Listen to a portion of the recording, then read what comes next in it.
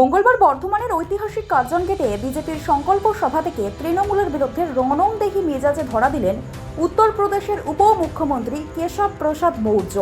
এদিন জনজোয়ারের মাঝে দাঁড়িয়ে রাজ্যের শাসক দলকে কড়া হুঁশিয়ারি দিয়ে তিনি বলেন, বাংলার মানুষ 15 বছর আপনাকে সময় দিয়েছে দিদি, কিন্তু আপনি উন্নয়নের বদলে দিয়েছেন দুর্নীতি আর বেকারত্ব। উত্তরপ্রদেশের উদাহরণ টেনে মৌর্য স্পষ্ট জানান, অপরাধীদের রেয়াত করা হবে না, আইন শৃঙ্খলা রক্ষায় বিজেপি কোনো আপোষ করবে না। তিনি অভিযোগ করেন, এ রাজ্যে গুন্ডাদের শাস্তির বদলে বাহবা দেওয়া হয়। তিনি বলেন, চাকরির নামে যুবক যুবতীদের ভবিষ্যৎ নিয়ে ছিনেমিনে খেলা হয়েছে। 15 বছরে তৃণমূল শুধু দুর্নীতির পাহাড় গড়েছে।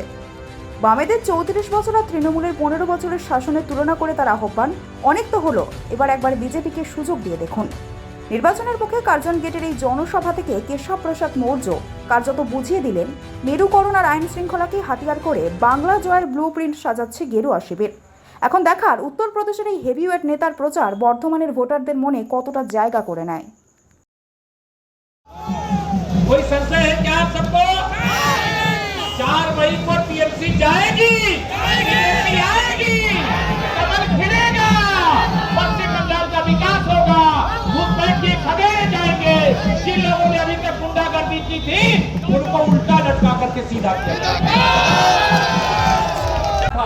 हम पश्चिम बंगाल को कैसा बनाए? आप सोचिए, बगल में बिहार है, आपसे लगा हुआ है। पहले वहां जंगल राज था, श्री लालू प्रसाद यादव की सरकार थी, उस सरकार को उखाड़ फेंका गया। आज वहां भाजपा गठबंधन की सरकार है और बिहार विकास कर रहा है। उत्तर प्रदेश में भी समाजवादी पार्टी की टीएमसी की तरह गुंडागर्दी करने वाली सरकार थी। हम 403 सीटों में 325 सीटें जीत करके वहां समाजवादी पार्टी की सरकार को उखाड़ फेंके हैं।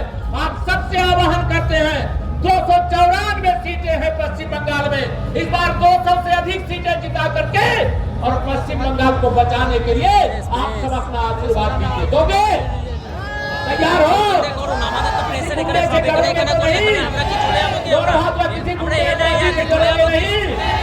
इस बार तो बड़े बड़े अधिकारियों के खिलाफ मैं चुनाव आयोग को भी मंच से धन्यवाद दूंगा। हम तो निष्पक्ष चुनाव चाहते हैं, वो बूथ कब्जा करना चाहते हैं, वो बूथ लूटना चाहते हैं, लेकिन हम बूथ नहीं लूटने देंगे।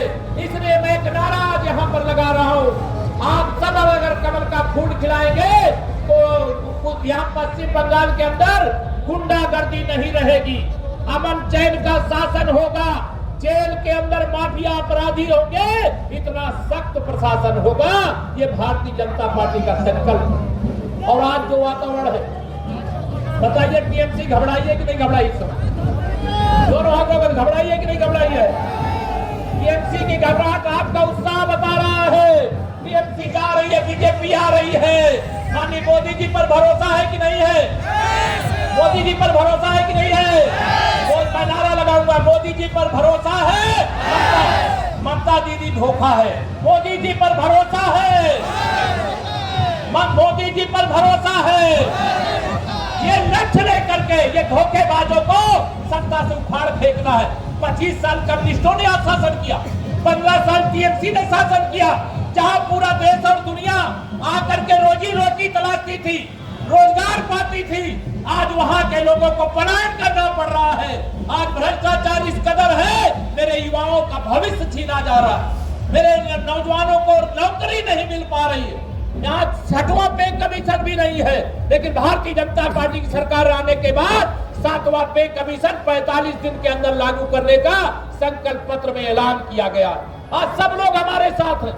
हम अन्नदाता किसान जो सबका पेट भरता है, क्या वो भूखा रह जाना चाहिए क्या? आज उसकी फसल बर्बाद हो रही है, उसका आलू बर्बाद हो रहा है, उसको कोई मुआवजा नहीं दिया जा रहा है। लेकिन आप सब कमल का बटन दबाइए। जब आप एक कमल का बटन दबाते हो तो ध्यान रखना, एक कमल का बटन नहीं है, एक गरीब को पक्का घर दिलवाने का काम करोगे।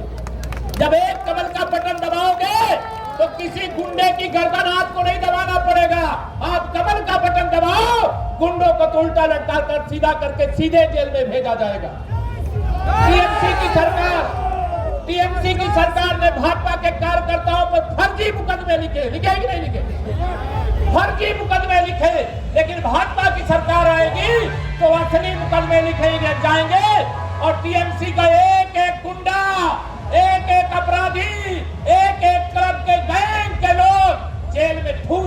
जाएंगे, जो मैं आपको बताना चाहता हूँ। अभी मैंने सुना यहाँ पर हमारे एक प्रत्याशी बुलडोजर लेकर के आए। अरे घुसपैठियों, तुमने बहुत अवैध कब्जा करके रखा हुआ है और इस कब्जे की एक इंच जमीन खाली कराई जाएगी। खाली कराई जाए और खाली कराने के लिए 4 मई ममता दीदी गई और फिर जो भूमाफिया है उनकी ऐसी तैसी होगी, उनका सब हाल खराब होगा। उनको ये मालूम है कि भारतीय जनता पार्टी किसी को अपराधी को छोड़ने वाली नहीं है। इसलिए मैं आप सब लोगों से बताइए, यहाँ सुशासन और विकास चाहिए कि नहीं चाहिए? दोनों हाथ लग गए। सुशासन और विकास चाहिए। टीएमसी कर सकती है क्या? भाजपा कर सकती है, भाजपा करेगी। इसके लिए आप सब 29 तारीख को मतदान है। 29 तारीख तक अभी तमाम अफवाह फैलाने आएंगे। आज मुझे कई लोग मिले कि पिछले 2021 में जब विधानसभा चुनाव हुआ, उस विधानसभा चुनाव के बाद टीएमसी के गुंडों ने भाजपा को वोट देने वाले भाजपा के कार्यकर्ताओं और पदाधिकारियों को बहुत उत्पीड़ित किया था, उनको मारा पीटा था, उनके घर में आग लगाने का काम किया था। वह भी 21 का भी हिसाब होगा और 21 से 26 के बीच में जो अत्याचार हुआ है इसका भी हिसाब होगा।